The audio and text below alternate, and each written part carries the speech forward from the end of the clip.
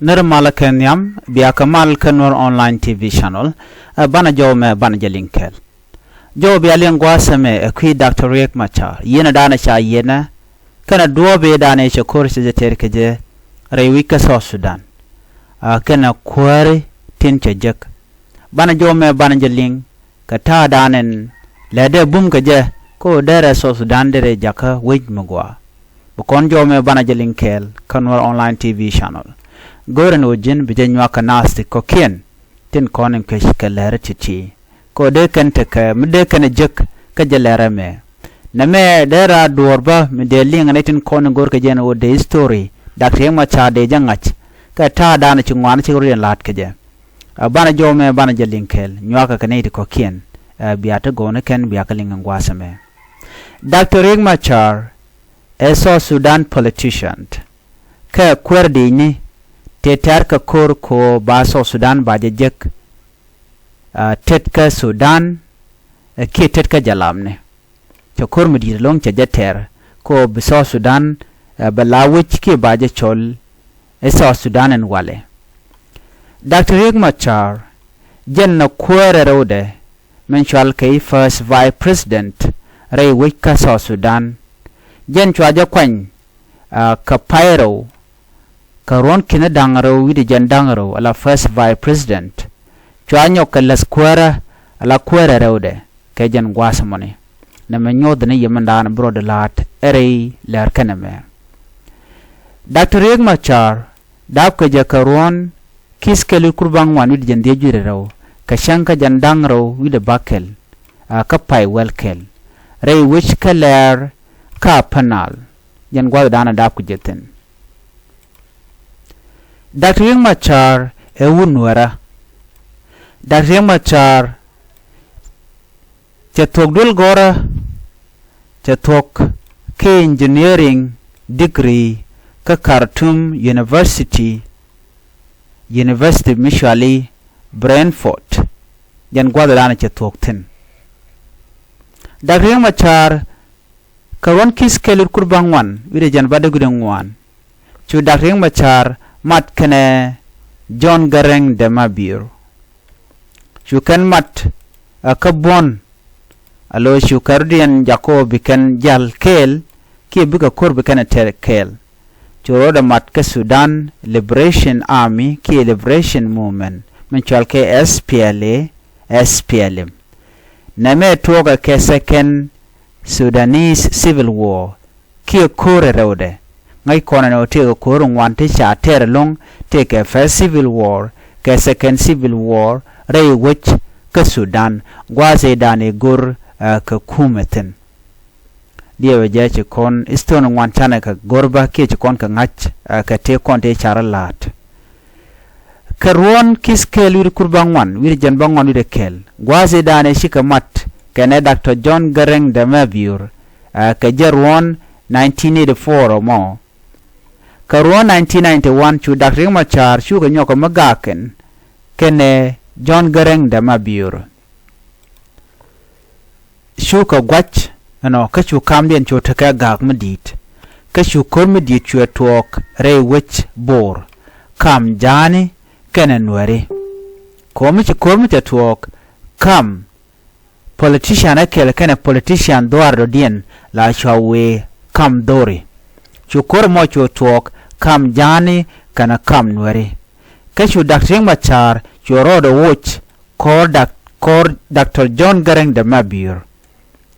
kashu rode shak bondo dien mishalin Nuer faction ki SPLM Nuer kanasar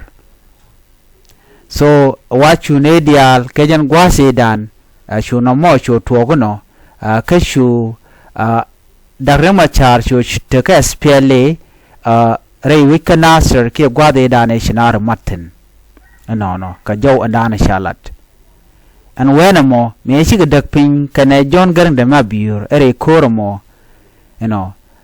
shu koryo to kam jani ala kormudit ka shwa jang chwa ka joyrar ere koromo ka jom chalat cha jang cha ka joj ka chu jang chu kan wari yu kan kalena gwanba eno ken isha kan nakalong ere kore dane chitwok kam jani kana kam Nueri bor ajen gwaze dan je korche twokten nyangana me gore jen wo biana me biaja kep 1991 ala jang ala ne shango tele minyo dan go te kanak midin me shanang Nuere duno che korche twok la twok che da mangai kona korm che twok la te krik to want lat karodian duno che jang ki kana gware bonga kenano che Nuere shi gane nak chu kana gwarpin ano re bongna ken alo chu kana ju kap kangedian ano bikan war bikan kanak kagwasan wonyam karon kiskelir kurbang wanu jen bang wani de baro awu karon kina dangra widero chu Riek Machar teke bonne tungwan ti chu chak ano no kan bon to ter ka kur ke kuma jalap ke kuma Sudan namo chu de tin ka kan korun to alo nyen kan ka jalap ka do badana dong de so Sudan de jekaja wa anyok bakane de kon te labon nyang so Sudan wari den di albala kan kona te ka jalap burin kul nyok woji yo mi chiran mi chemme ka jek bakula barar wa karon kiskel sorry karon kinero widero ron kinero la 2002 chwala do ne shu koruden nyok mat karodian ka kuma kel la kume Riek Machar kan kume John Garang shu kan mat ke SPLM shu kan dangro malien nyok malat kene ka shu ko mat name 2002 jen gwaze dana met ken keje chwa kam Riek Machar chwa nyok malat keje kana kam John Garang dama biur shu kan dangro shu mat lo bikan so Sudan bikan gorkel karon kina dangro wide diech ala 2005 chwa CPA chwa jalat ala peace agreement elat ke chwa jalat kejen 2005 ala ron kina dangro wide diech gwade be Dr. John Garang dama biur bakulo liuten no mecha CPA chwa chajalat no chwa Riek Machar gwasamo chwa kwanya la kwere rode ala vice president ka Southern Sudan jen gwade dan shalke South Sudan and wenamo wude shalke me John Garang dama biur first president vice president ka Sudan gwad mo ken South Sudan ken independent ken juk so aram kel me la vice president ka Sudan kelu gure Umar Bashir ko ne en Dr. John Garang dama biur gure no de jana kware wi ka Sudan kelu me gor Riek Machar gure no bukume baje jek ba so Sudan baje chole so Sudan ki be so Sudan be chonkarwade me la chole no self determination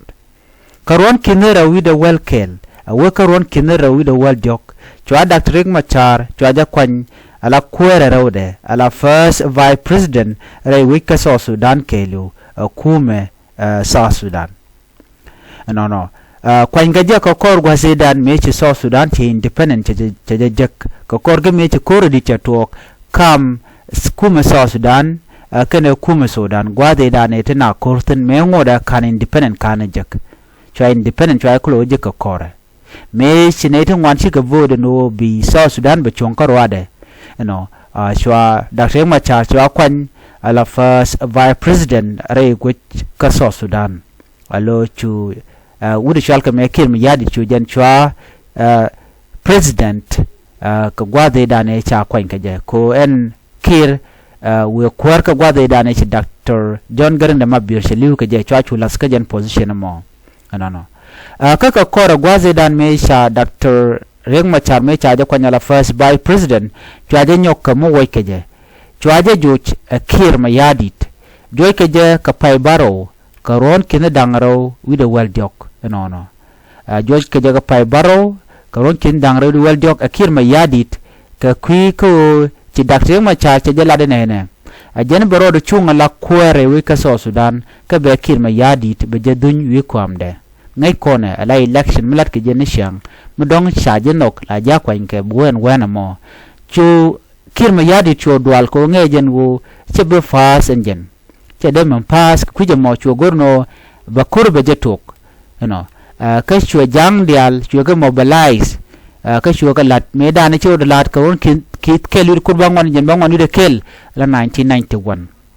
ko ngeje gwan wo chi jang bulok arwaide cho la no go Riek Machar ba kon nyok mena ko kon kuje mo go ne jen wo bana je don kenyam na mo chu kana lat ka 1991 ka kwi kore dane chito kam jane kana nuari mi chatuk adak Riek Machar kana adak John Garang de Mabur chu kan mishit kana mo chu kana to karon kina dangre dual jok ajen gwase dane kwa nuari tungwan kwa ala neka je ajang ka plan mi chalas let an wena mo chinwer chudien cherwe kamana let jang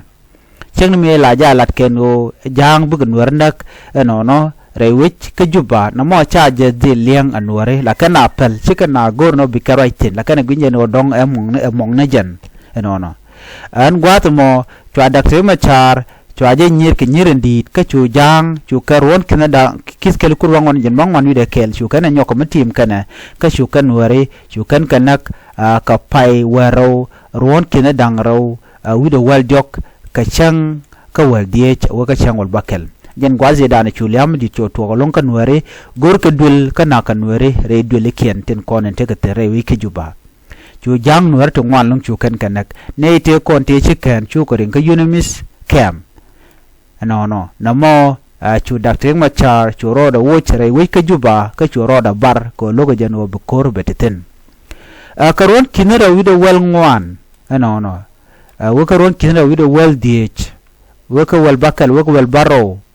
no ngwado mo chwa mal chwa jalat karon kina dangre wel bakel gwase dane be Dr. Machar bo re ke juba ka chu kor chu to kan winami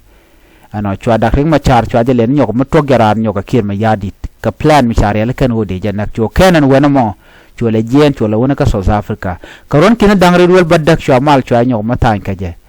chu Dr. Machar a kwere nyok ka SPLM kire wi ka Sudan ke 2018 no aduno ka jen gwasa mo to ka 2014 wona ka 2018 rameda ne la kwer ka SPLM aigo in a position at Dr. Machar gwami mo ke ma yadit ajala kwera ka SPLM ig rewich ka juba ko shi na shi rudi anda ka ne ka kwikore da ne chitwok chu kir ma yadit chu dore wi ka juba ka chu Dr. Machar chu jere wi ka juba ka kore da ne nakanware no chu jang rodin chu mat gwaskel kan dial ka chu kan gorno bi kan yin kan wari chu rodin jor tungwan ka chu kan ji Uganda chu kan ka jur amen ji win te ko ken bo kan wari kana kan wari gwan ken dial ka kantini ken esteni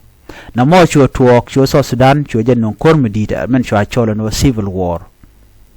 ka 2020 ron ken dangro ri jan dangro chu Dr. Machar nyok kamelas ka je ka kwer erode ala first vice president rewika Sudan gwase dane shamal chanyo matan ke je 2018 peace agreement kume igad kan Africa Union nameni adobe dane shaje matpin ke je chuji gad intergovernmental authority and development kan Africa Union kel ke international community chu kan matpin no Dr. Riek Machar bore wiki juba ka khimal ka men gorke chu Dr. Machar chore wiki juba ken state kan jalok telangang no mesangak che gujano ko gorge jano bi South Sudan beteka mal aware wiki juba name chala mila weakness ke Dr. Machar mo chagwich jang kel ke wudi chal ko me kirma yadit ke ron tinu dangro jan dangro de cheme ke shanga jan dangro bakel ka pay diok chwa Dr. Machar chwa je yen re wiki juba kirma yadit ka goin kan Dr. Machar no na Dr. Machar te ke tet ka kwikore chitwok kam ngwen nuari ala nuer wai army kana jang so Sudan People Defense Force SSPDF re wich kanasir chwa gwanyen o jente ke tetten gwade dane cha jerol majur cha jenetten re wich kanasir ka kwikore ndit me shingwan nuari shiganyen ke kuma kirma yadit de nikente konde sha kor sha jetok to logo de ke jien re wi kanasir ka lanka ke mechi kim yadi de gwich ka plan mishalat chwelad no Dr. Machar Ramadan jago ba majur ba janak ka kujamo Ramadan jago bi denin nuare tela nuar waihami ke je nuare akane de kon ter ka kuramo ke jen joko mo ka kujamo ba je delien to Dr. Machar chwa je yen ka chwa ka yen kel kana ne tin kontela official kel ke je alane te konte te ka kuma SPLM IO jutana chugorodian bar jutane chugorodian taw chwarudien chwajeyan